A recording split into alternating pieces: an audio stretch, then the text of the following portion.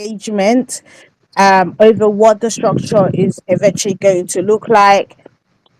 Please, you would need to complete, click on the link and complete the details. Remember, we already have the date. It's Sunday, right? So as soon as Dr. Tanko has a minute, he would put the post out there, and I will put it on the Jumbotron so that you could begin to click on the link going forward. Right. So I know I've seen quite a few requests. We're going to bring you up, but please go straight to the point. Please don't dilly dally. We need, a couple of minutes. Ask your question, and he will answer it. Okay, Omega, you know I brought you up anyway. So, are you gonna ask a question? Okay. Good evening, everybody. I'm glad that we are hosting the space. I really don't have a question, but I would like to say that everyone who is listening to the space should please retweet the space so that we can have more audience. We need more people to listen to this conversation so that they can join. So please, if you're listening right now, just hit that button, retweet the space so that we can have more listeners. Thank you. I'll be dropping soon anyways. Thanks. Okay, thank you, Omega. Uh, uh, ooh, um, let's see, Olamilekan, right? You have the space. 2 minutes, sir.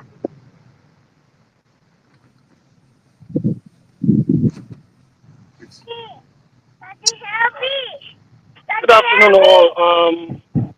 Thank you so much, and Bolanli, for giving me the opportunity to speak here today.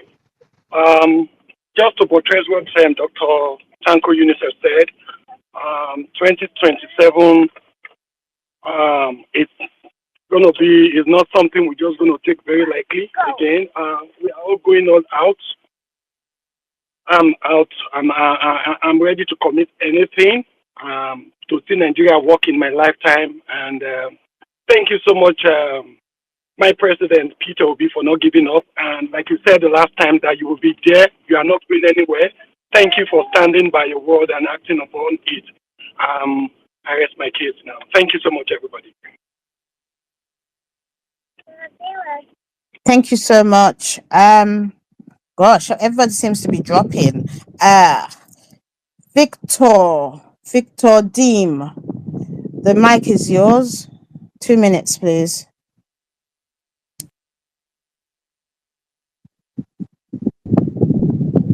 Oh, it seems that network is dropping people. Victor, are you there?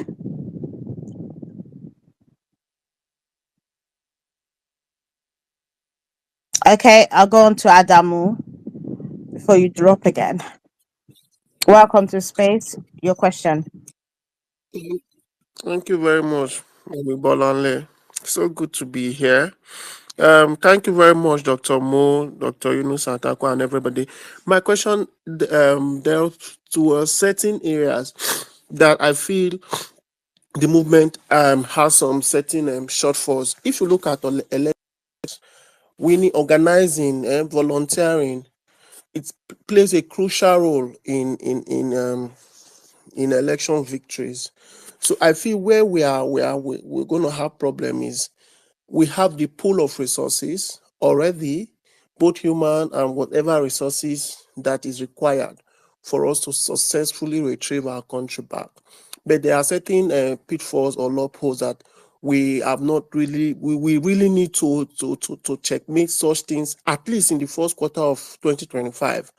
We need to have a very, very strong movement that is highly organized from top to bottom, even down to the grassroots, where we'll be able to, sensitize people, organize people across individual spectrum. I repeat, across board, should be a form of assessment and all of that. When we are able to organize, if you look at this US election, Trump had a lot of persons working at the grassroots, pulling up. We need to pull out these Gen Zs to come and vote. Recently in Edo elections, there is disillusion. Young people are totally not interested in the whole process. Anything election, they feel so dissatisfied. So there's a need for us to bring them back to the table. There's a need for us to drag them in. And if we must do that as a group, then we must have a very, very strong and organized volunteering arm. Then secondly, there are certain policies and programs, actions and inactions of government that are inimical to the progress of this country, and that are, that serves to stop the conduct of free and fair elections in 2027 and in subsequent national elections. Whether they have appointed MC Oluomo as National Union of Road Transport Worker, oh, that's fine.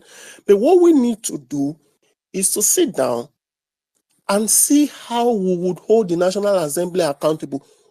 In 2025, by 2025, 2026, 2 months, 2 years to election, to the national elections in 2027, nobody is talking about the electoral amendment to amend the electoral act to do certain things. So we must begin to now put the National Assembly on its toes to see how we can have effective electoral reforms where INEC chairman will not be appointed, should be appointed by a jury, not by the president. Certain things like that. So we need to start pushing for those things, bringing people's attention to those things, that there is a need for electoral reforms. If those things are not put in place, all our efforts are going to be in futility. So we need to do most of those things. If it's to organize press conferences, if it's to, have a symposium with our elected National Assembly members to inform them that, yes, this is what we want, this is how we want. Imagine if the Electoral Act was not ambiguous about electronic transmission of results, I'm pretty much sure by now we'll not have a Tinubu presidency. So these are the issues. So we must deal with them. We must start preparation early. We must stop this our fire brigade approach and start building now. So I appreciate what we are doing, Dr. Mo. I appreciate you, Dr. Yunusa, everyone. Thank you very much for all you do, but we still need to do more if we must, get to where we want to be before the 2027 general elections. Thank you very much. Dr. Tanko, do you want to respond to him? Hello, Dr. Tanko, are you there?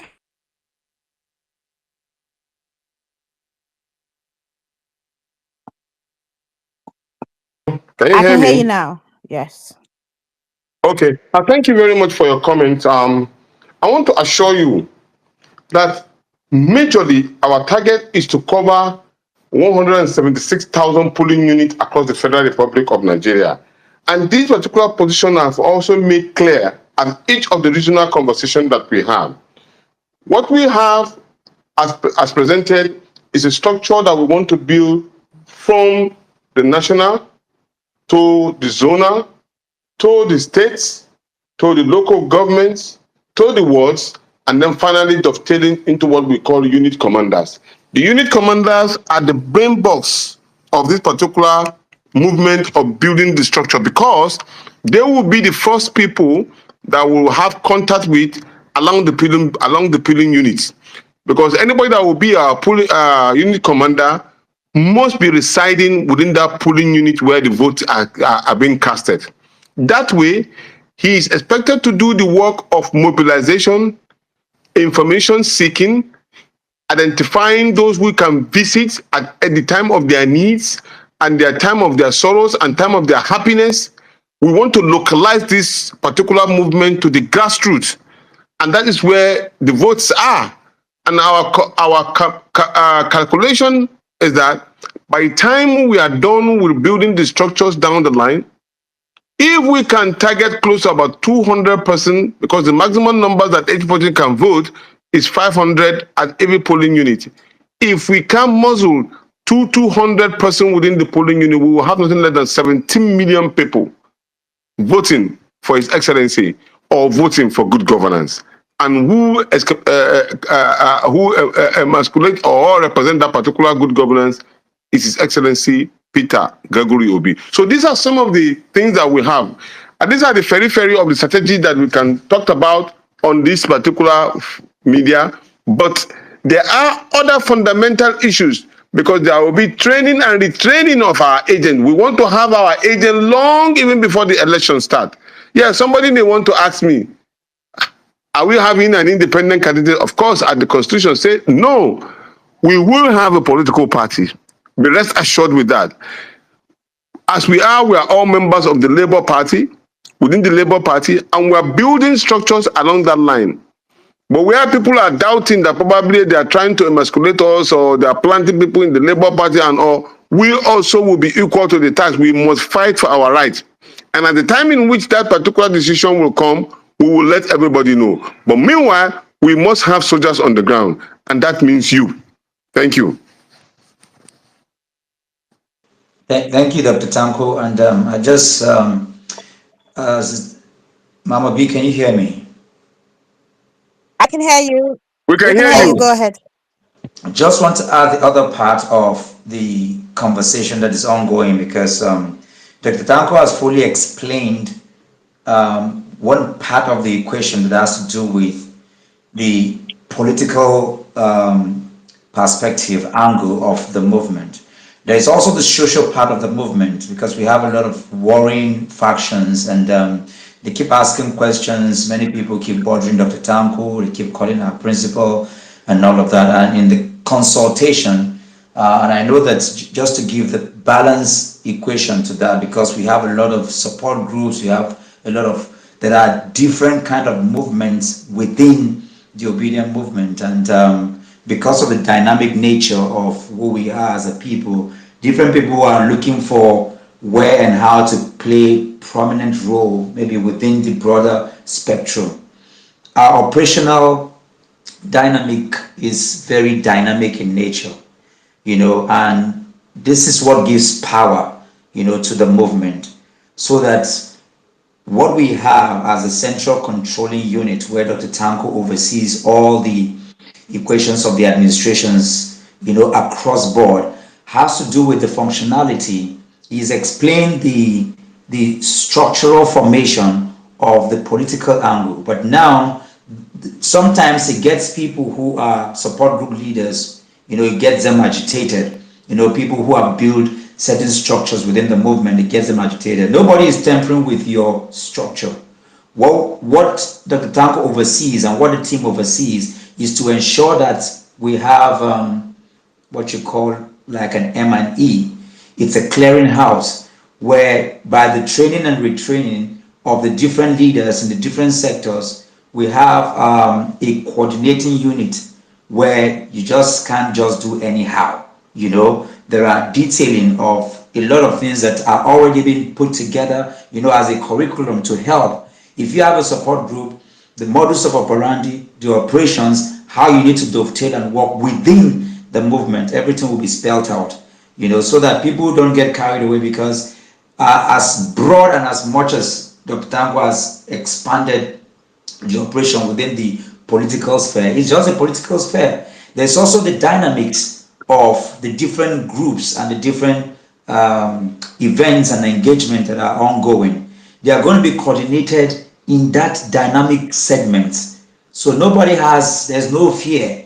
This is to allay every fear. And that's why if you saw what Dr. Tanko said when he started, he's had several engagements and certain people were like, oh, but these things are going on and we don't know.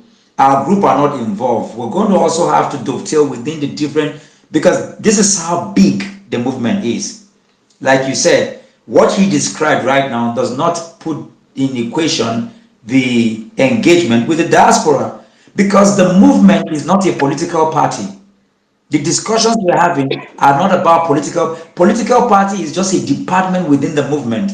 And this is very important for us to understand. We'll probably say this over and over and over again. The political parties it's just the political party that we're riding on right now is a department within the movement. The movement is big, it's global, it's national. It has its root in different African countries and all over, the globe. And that's why you see our principal traveling around the world, going everywhere, because that's how big the Obidient movement is. And so in operations, it is not a static operational, for lack of a better word, organogrammic, it's not static in nature. It is very dynamic, and it will take a lot of people some time to be able to catch up. But as we keep explaining and explaining, you understand how we function and how things are done. Because you see, dealing with the diaspora does not, as a team and as a department, does not fall within the category of national, state, local government, ward, and polling unit, but it plays a very critical role. And there are other dynamics too within the movement like that. So everybody has its place. But what Dr. Tanko oversees and the team is to ensure that the different dynamics that exist are there are leadership structures, and there are I'm looking for the word to use, for maybe like do's and don'ts, and how to coordinate, and the behavioral pattern that dovetails and fit into the vision and the mission of the global obedient movement. Thank you, Dr. Mo. Dr. Mo, thank you. All right, next person. Victor, before you drop down again, you've got the mic. Please keep it short. Thank you. Okay, I believe I can be heard. Good day, everybody. Appreciation to the leaders of the obedience movement, to those who are making sure that we get it right, to electing a good and responsible leadership. And also my appreciation to those who are moles within the party, because I can see that there are moles within the party. So to those who are working towards the party's success, and to those who are moles, my deepest appreciation to every one of you. Please, to those who are really working towards the progress of the party, please, I'd like to say that for someone like me, I am a bit disappointed. Disappointed in the sense that you guys have not been able to show proper hands. Let me put the word in quotes. Show proper hands to prove to someone like me and my team that you guys really, really mean business. What makes me to say this is because of the election I held in Edo State. It was a very, very disgusting outing from the Labour Party. Some person said, "Oh, it's not to be. If it was to be, he would have pulled crowd." And an indictment to this movement. Now, going forward, myself, from some of my team members are requesting. We are requesting that you guys should please show hands. Show us true leadership, so that coming towards 2027 elections, we can be seriously motivated, to queue behind you guys. Because remember that prior to the elections, the 2023 elections, some of us raised so many concerns to see true leadership. There's something that happened somewhere in, I think, Festac, satellites down in Lagos State. It looked as if that a lot of my colleagues were abandoned, were butchered. I lost 2 persons in particular to that election. But that is not where I'm heading to. I don't know if I'm audible. I don't know if I'm.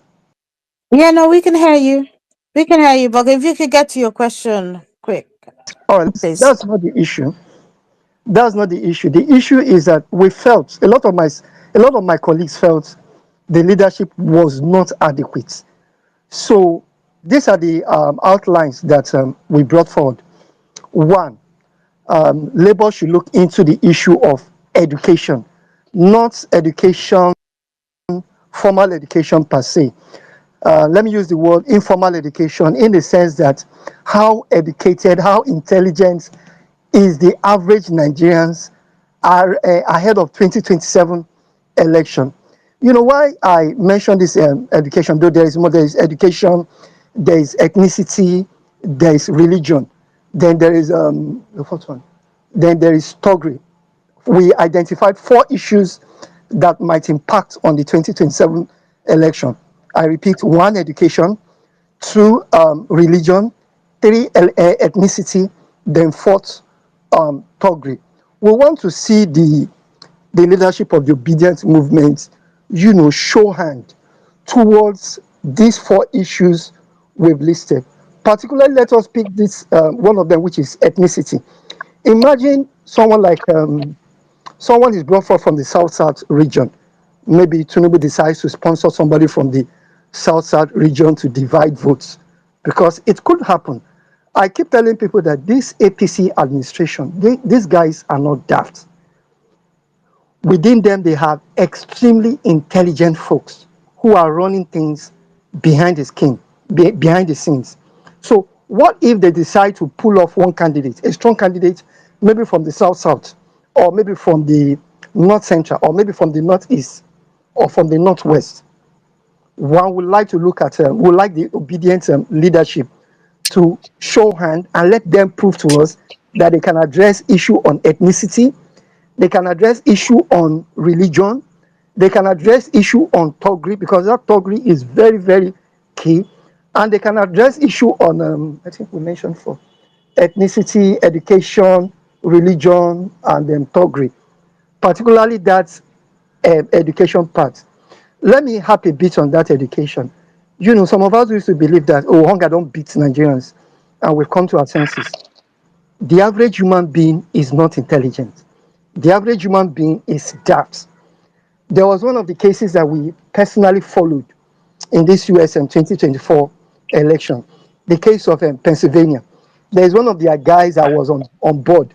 I think his name is Scott. Yes, this guy did not assume that the Biden administration was delivering poorly on economic indicators.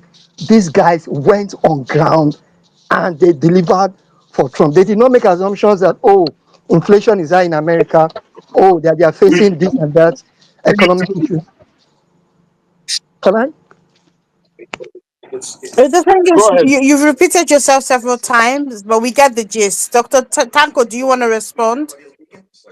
I just wanted to tell my brother that he was jamming the two things together: the Obedient movement and the Labour Party. This is an Obedient movement platform to discuss. No, I also understand that you may not be able to differentiate between both the Obedient movement and the Labour Party. Some of the challenges that we face in the Labour Party is one of the major reasons why we need to put the structure of the Obedient movement in the right place. The structure is aimed at ensuring that we have structure everywhere, which was not there. With the Labour Party, we were not able to cover all the polling units. And I may understand the reason why, but this time around, we identified this particular problem. Some of the attacks that was also mounted on some of our members is one of those particular reasons. The challenge that we have about the agents.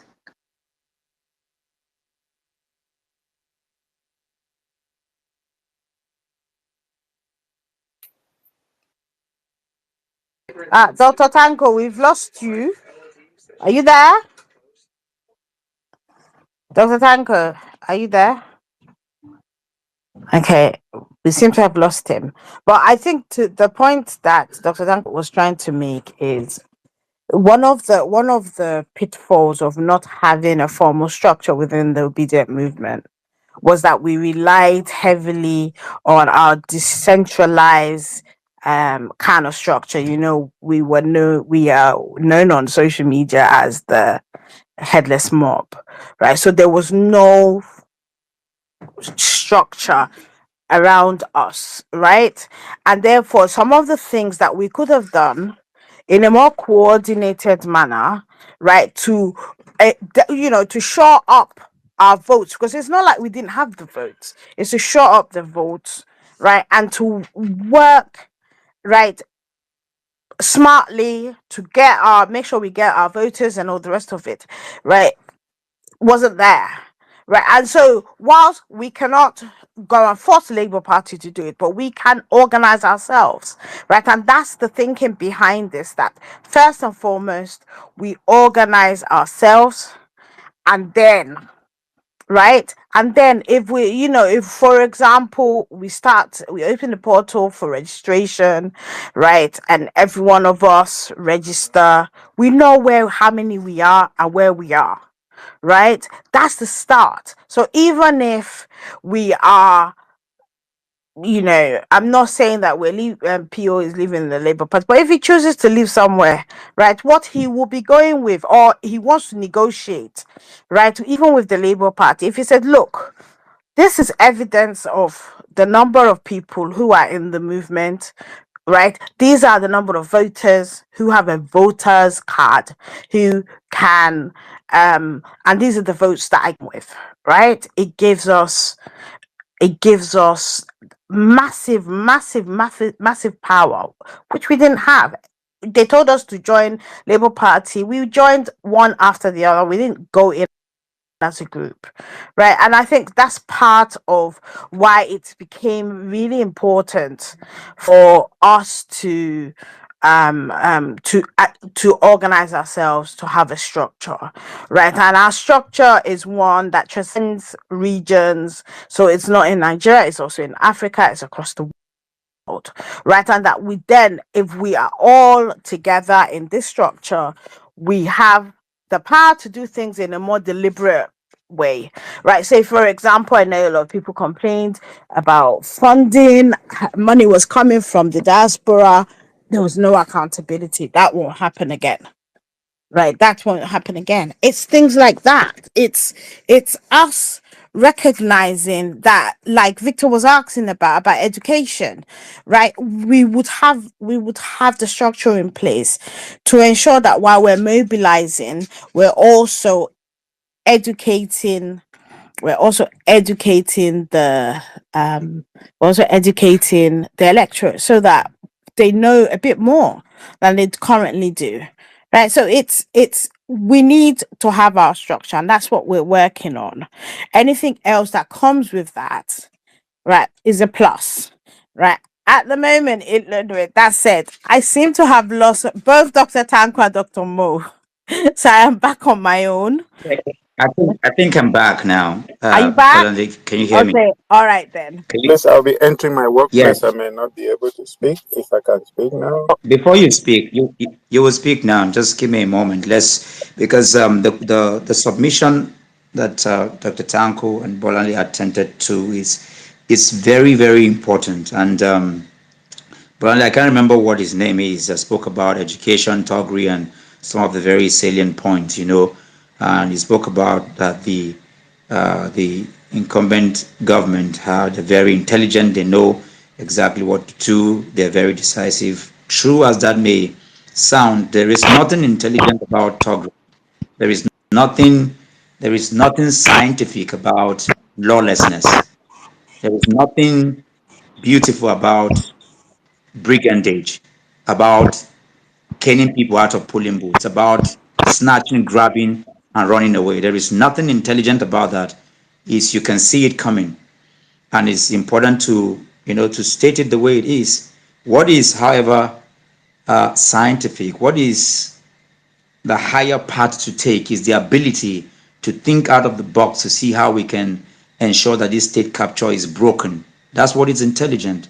To state capture any society or any people, to become a bandit, to carry gun and stop people on the road is the easiest thing to do. There is nothing intelligent about snatching, grabbing, and running away with the ballot boxes. What is intelligent is to ensure that we have a democratic society where the votes of the people count, where we ensure that IRFs are not plugged out, where we ensure that things are done properly. That is why we are not a developed nation, because there's nothing intelligent about people who are lawless. But let's get some education that's concerning what you said. And this is where, again, we need to understand clearly. We might be sounding like a broken record, but it's important for everybody listening, for all obedience. We didn't go into the Labour Party because of the Labour Party. We went into the Labour Party because of Mr. Peter Obi. The essence, the energy, the spirit. We followed our leader. We followed a value. We followed a characterization. We went in for compassion. We looked at integrity. It was consistency. It was meritocracy. It was the value that was enshrined on the individual called Mr. Peter Obi that took us to the Labour Party. He was in the PDP. And so it's important to understand these things very clearly. So we get some education because he talked about education. If you don't understand the difference between the Obidient movement and Labour Party or the different political parties, then you don't even have an education. Because political parties, the Labour Party inclusive, are concerned about just one thing: to take power and to share the loot of winning. That's all they are about. And that's why consistently you hear Mr. Peter Obi says, I'm not desperate to be Nigeria's president, but I'm desperate to see Nigeria work. That's why our mantra in the Obidient movement is that a new Nigeria is possible. When Mr. Peter Obi becomes president, he can be president for just 4 or 8 years. But the Obidient movement is here to work for a lifetime to ensure that we have a working Nigeria, a school system that works, a health care system that works, to ensure that we have an economy that works, to ensure that we have transparency. To end people, that people will not go about snatching ballot boxes, running away, breaking people's head, beating people from polling booths. That's more than just what you can do in the cycle of just being a president for 4 or 8 years. It will take much more than that. So it is a new breed. It is a new people. It is what we're bringing on board is much higher and greater. That's why it is higher than the parochialism of tribe, religion, and region. This is what we are fighting for. And for other people, at least there are 2 examples: the ANC movement and the civil rights movement. But for both of them, it took them more than 80 years to have a semblance of their mission and vision. So it's important to understand this. And this is why we're having this consultation. You spoke about Edo State. If the Obidient movement is not a clearinghouse for any party that we get into, we're going to have a problem. Don't forget that it was an evolution. The Obidient movement emerged as Mr. Peter Obi was also emerging and moving away from the PDP into the Labour Party. So we were not organized as a people. And so we went into a house that we did not own. That was the status quo, giving a clarity to what happened in Edo State. Yes, Olumide Akpata is our guy. He was a right person. But was he a right candidate? Did we choose him? You remember that in Edo State, the Obidient movement were divided. Because on one part, and we must understand politics as Obidient movement, to understand Olumide Akpata comes from the same zone with the incumbent governor. Yes, he could be a right person, but within the political sphere and setup, is he a right candidate? These are questions that we must look at critically to answer. This is why we are divided as a people. And as long as we are divided, we're going to fall. So to say that the Obidient movement leaders, the other question to you is that if today you can see that one of the biggest thug in this country has been given a position with lots of fund and money, what will be our response as Obidient movement? What are you also postulating? What are you advising?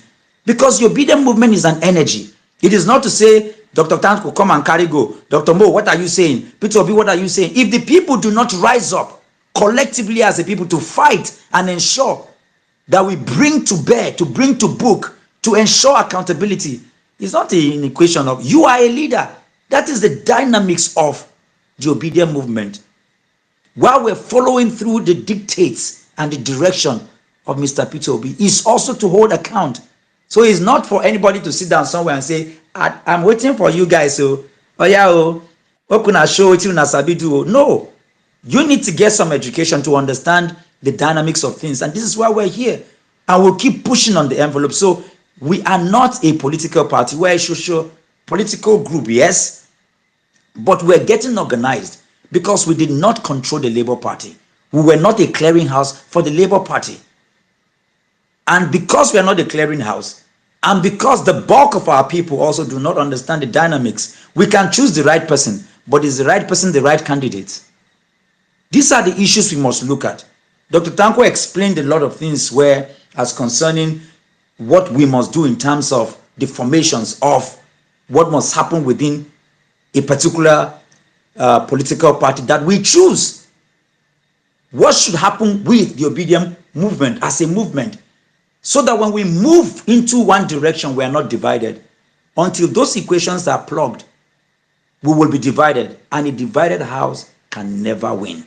This is the equation, and as much as we're asking questions and getting clarity, we need more people to make suggestions, because right now we are growing, we are maturing. So rather than pointing fingers, we should be rather making submissions and asking questions about what we do not understand, rather than the blame game, because blame game would take us anywhere. So Olumide Akpata in Edo State might have, is the right person. We followed through the campaign. Mr. P2B was on ground. We did all that we needed to do.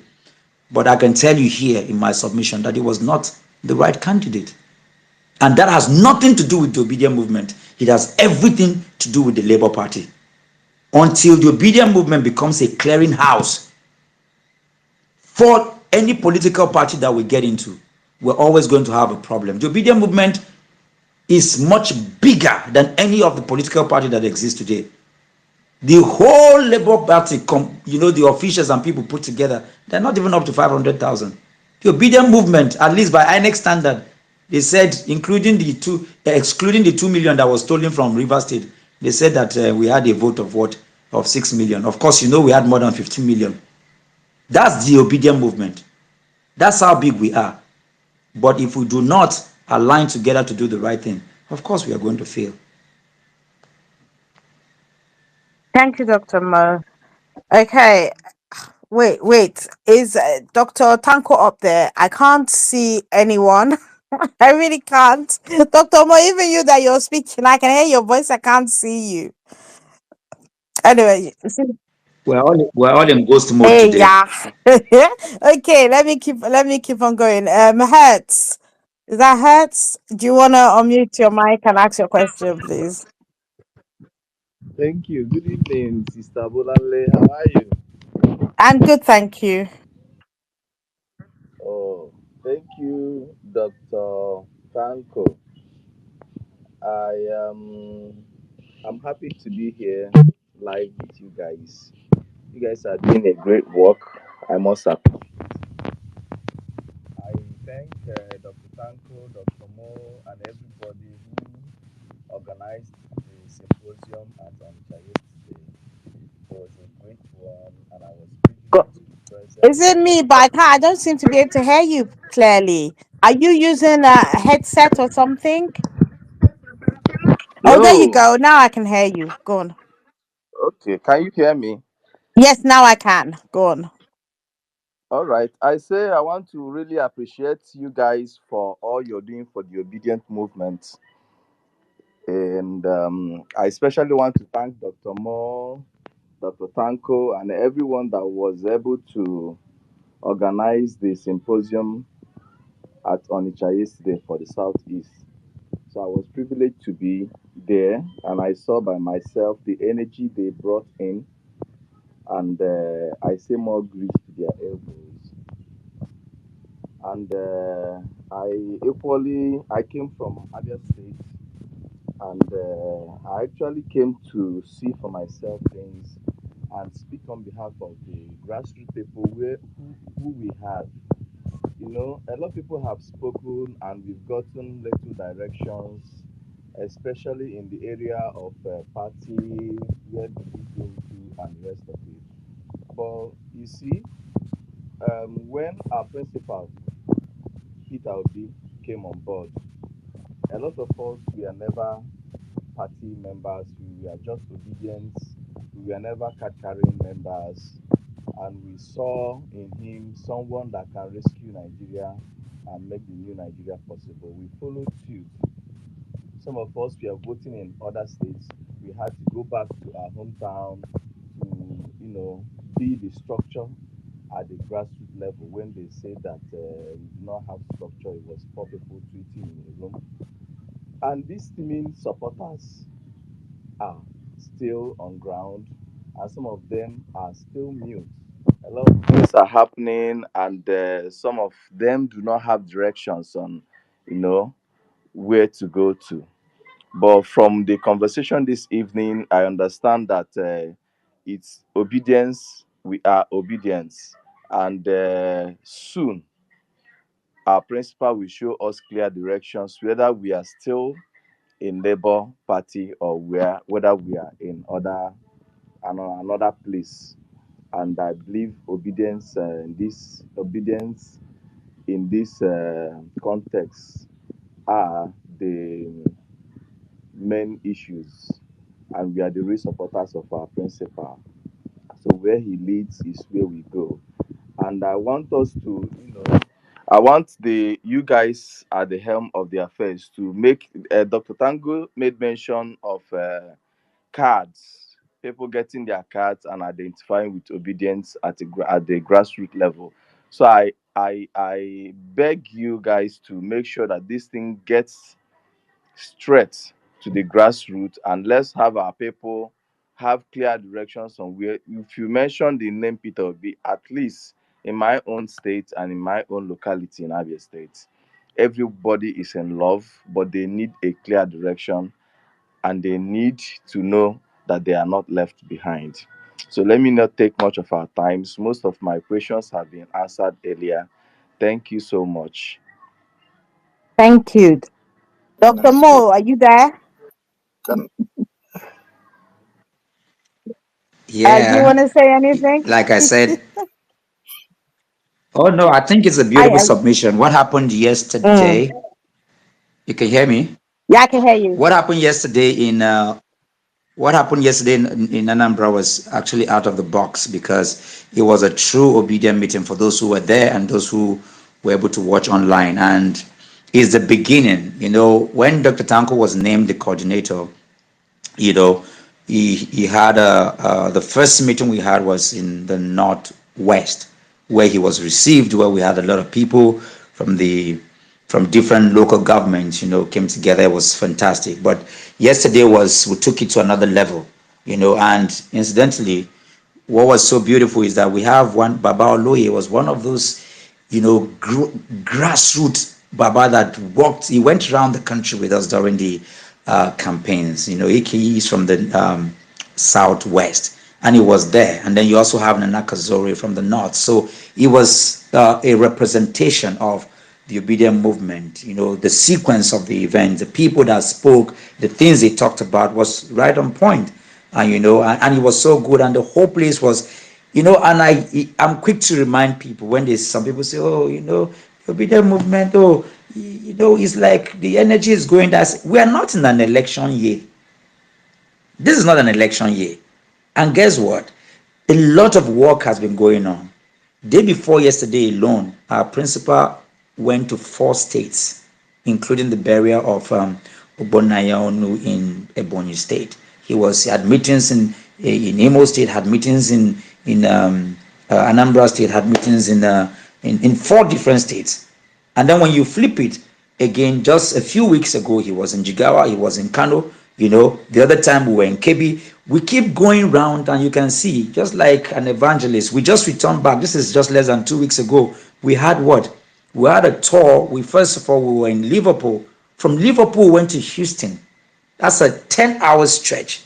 From Houston, we took another 6 hours, to LA through Phoenix and Ontario, stopping and having little meetings, and had a big meeting there in LA. From LA, we took another 6 hours down to Atlanta, where he was greeted and met with one of the most strongest senator, in the US, with 10 other House of Rep members that came to receive him, to greet him, and to tell him that they are aware about what's going on in Nigeria and ready to work with him, and it was a fantastic, tour that he had. So he keeps the energy. The energy is, you need to be in a room like what happened yesterday. Then you will understand that, Omo, it's not about what happened in 2023. Oh. Don't forget that 2023 was more of agitation.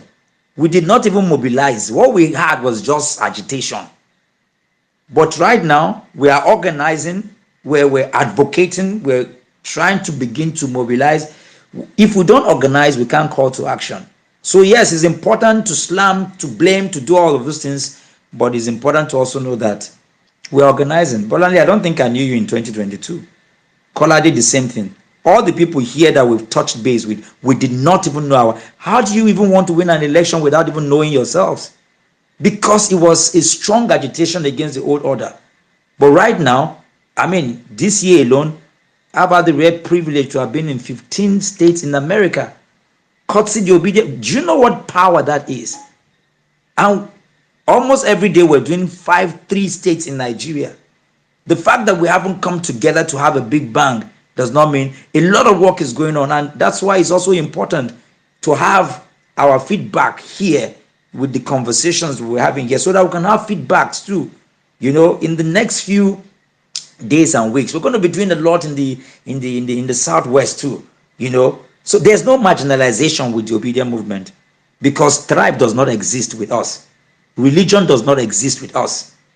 We are building one indivisible Nigeria where the antics and the tools that they've used before to divide us will not work anymore.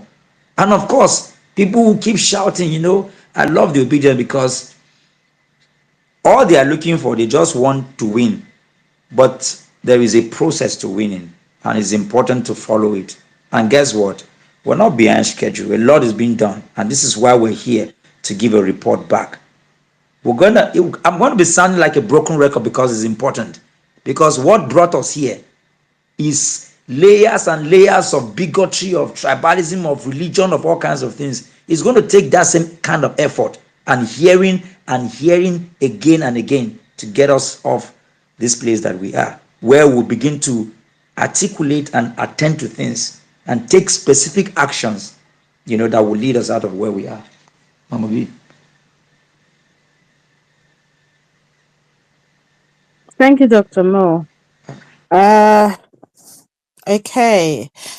The next person is Nwachuku Michael. Do you want to unmute and ask your question, please?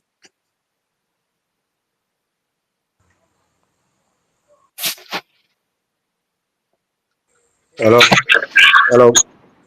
Good evening, everyone. Good evening. My name is Nwachukwu Michael. The question I want to ask is for me, I am really angry right now, the way things are going, and I don't really understand how we're going to, because what I see about our Nigerian problem is our INEC chairman. So, what is the solution to INEC chairman? What are we going to do about that man, or who takes the INEC? And again, because if you notice that during the election, even during that time, INEC did not deploy or did not even allow some of these areas to take place or to work. But he came out with results. But how are we going to tackle this INEC chairman? That's my own question, because that is the main number one problem for me in this country. Thank you. Can I add something I think it to the was answer at the same time, somebody. please? I want to go, please. Okay, go Yeah, ahead. thank you very much for giving me this opportunity. Alas, I am somebody that I do not deceive myself. I'm a realist. What I mean is that after the 2023 election, many people may disagree with me, but that is that is democracy. After the 2023 election, what Peter Obi put up, if we are not careful, the system will never allow him to come close to anything like that in like what he did in 2023. Now, we can mobilize thousands of people in a particular polling unit. If the system remains the same as it is now, nothing will change. Nothing will change. Because after the 2023 election, the system realized that the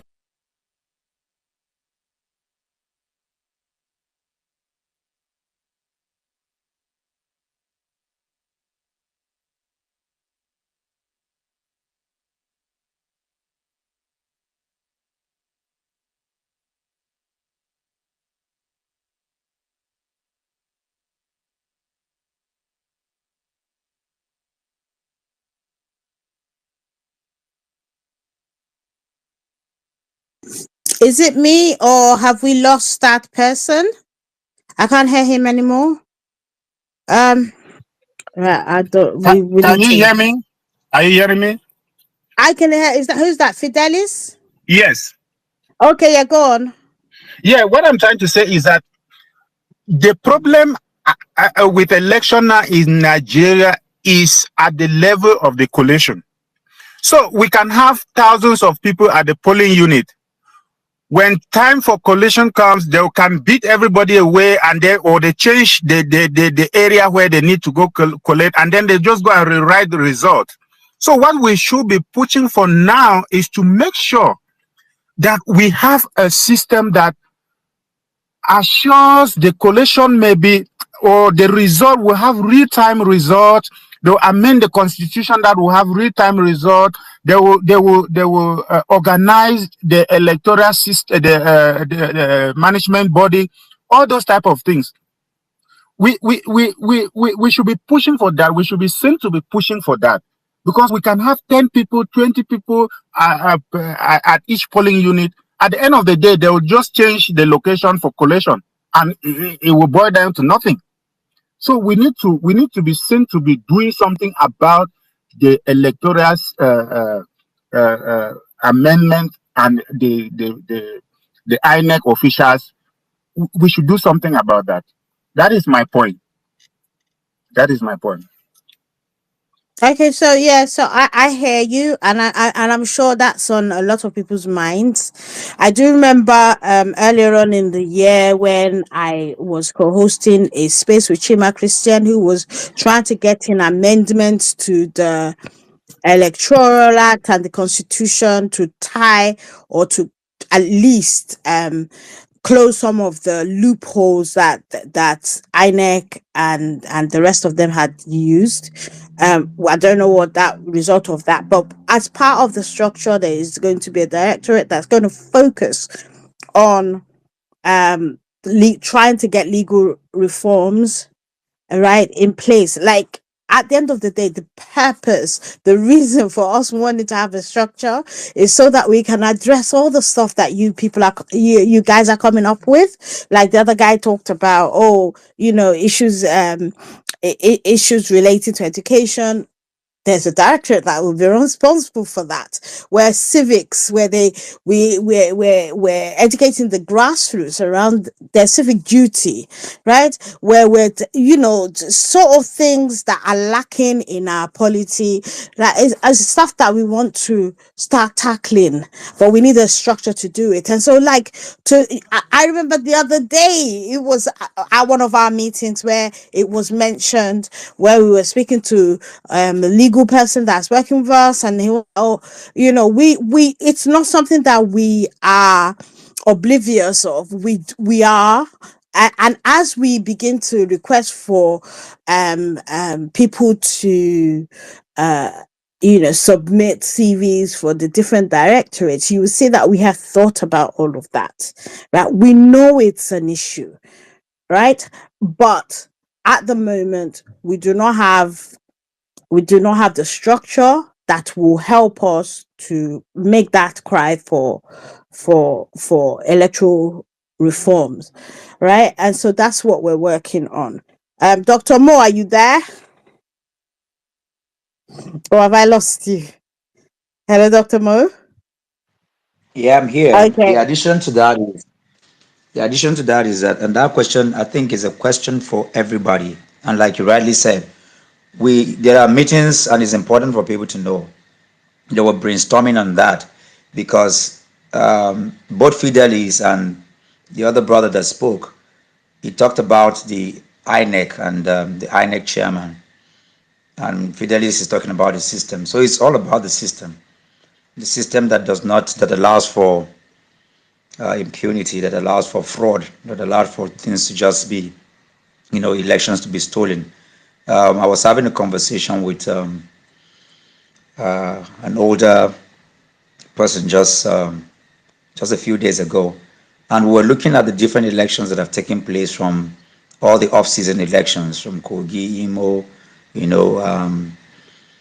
what's it called now? Edo State, and now even the Ondo State that is going to happen in a few days' time. And he said, this was what he said though, for those who are listening before they go and quote me. He said, I think the man is allowing those elections, because there are no elections in those states. All the off-season elections, there are no elections. In fact, my friend from Imo State, Nnamdi, ran for election and Obidient. He spent 25 million for his local government election.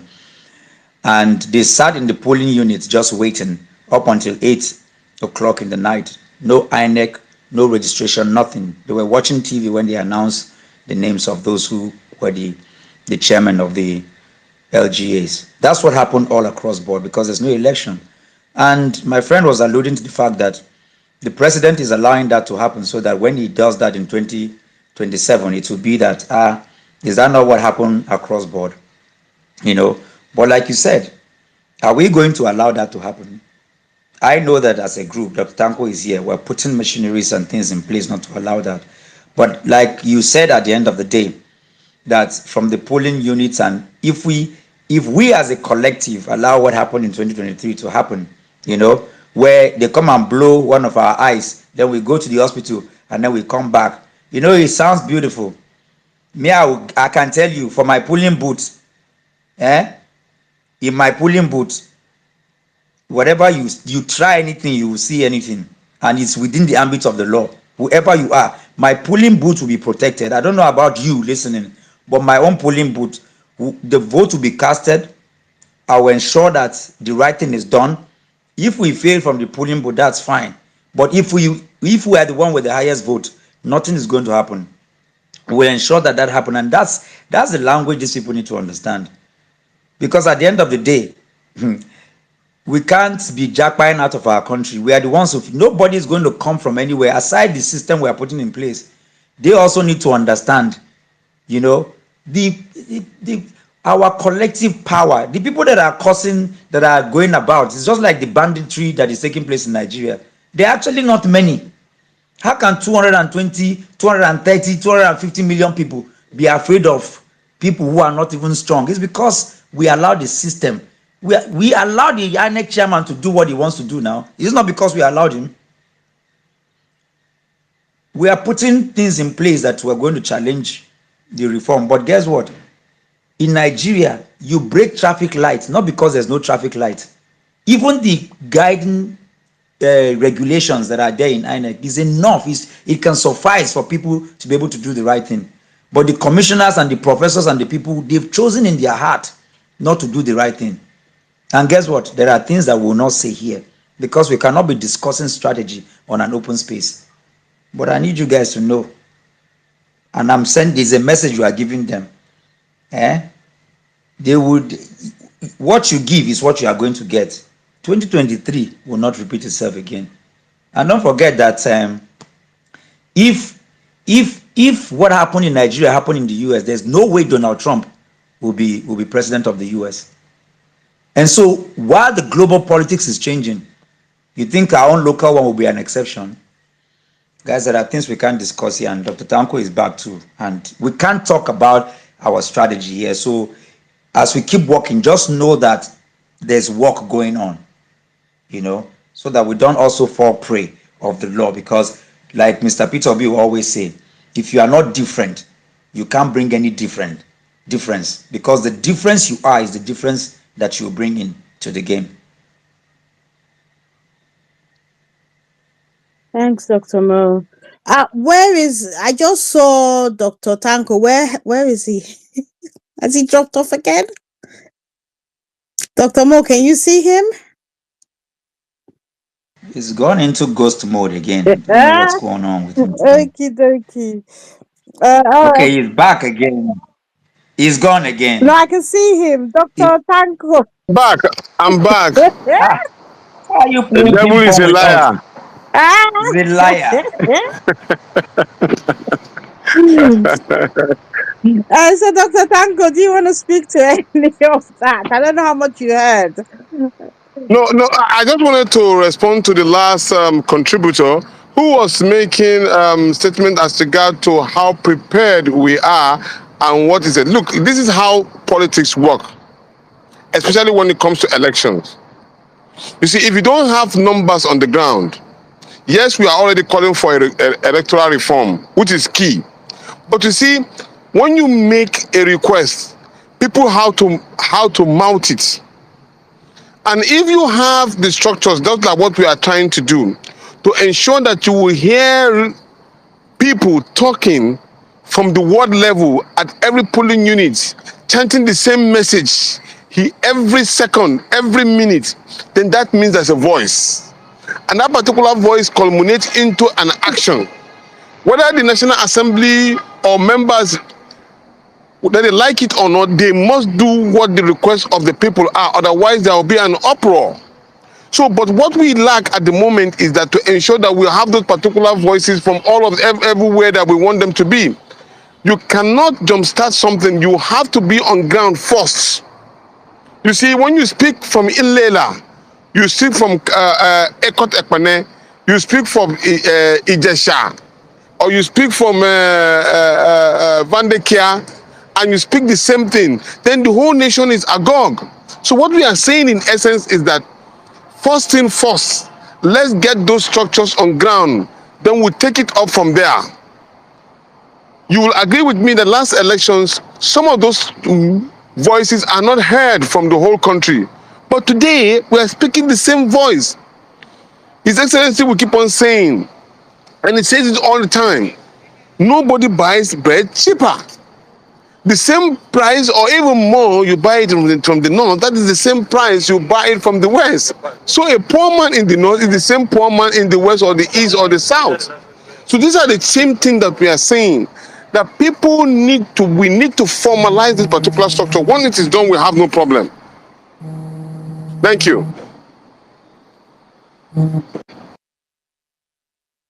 Thank you, Dr. Danko. Okay, let me try again. Nwachuku, are you there? Nwachuku, no? Going once, twice, third time. Fine. Do you want to unmute your mic? Hi, good evening, ma'am. Good evening, everyone, or greetings wherever you are. I hope I've been heard. Yeah, I can hear you loud and clear. Okay.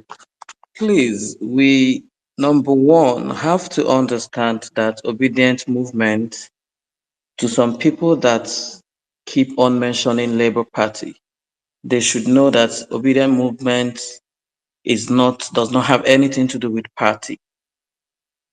That is number one.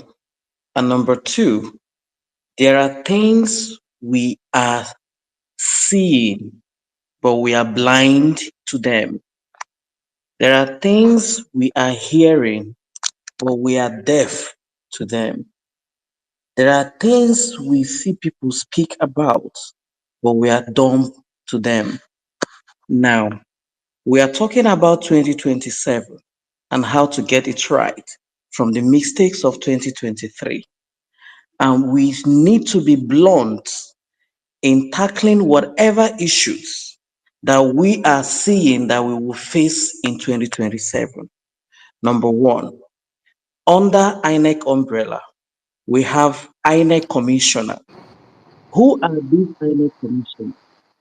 They are APC politicians who have been planted, and we know them and we know their names.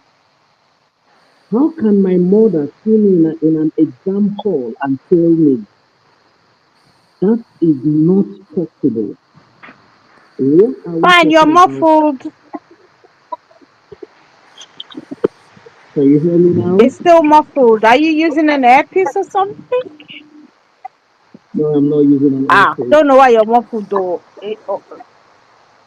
Okay, do I have to drop and come back? No, because we're running out of time. What can I suggest? Just, Dr. Tanko, can you hear him? If Dr. Tanko can hear you, all Well, should. hello. Yes, Dr. Tanko. Yes, I can barely hear him. Ah, Okay, now I can hear you. go on, fine. Hello. Fine, go on. Hello. Fine, are you there? I'm here. Can you hear me? You're very faint. Yes, please, we can manage to hear you. Go ahead. Go ahead though. Okay, okay. Let me reference again past election where I will use the word allegedly. I met people stayed in confidence, and I see the word allegedly. Results were already written before election. What are we going to do about 2027? I call it tons of 2027 because number one, we need to come out open and face these politicians. They do not and will never have APC people.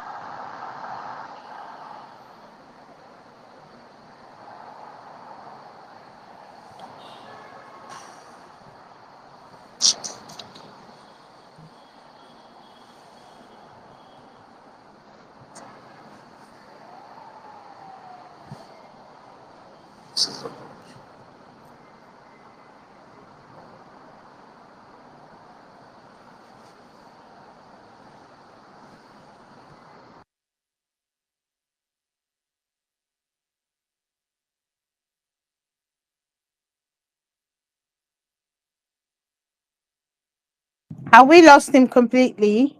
Because I can't hear it anymore. Right, Dr. Tanko, do you want to round up, give your final thoughts, and perhaps remind people of the two lots of engagement that we're planning for? Yes, sir. Dr. Tanko? Can you hear me now? I Can you can hear hear me? you now. Yes, sir. Okay, thank you very much. Thank you.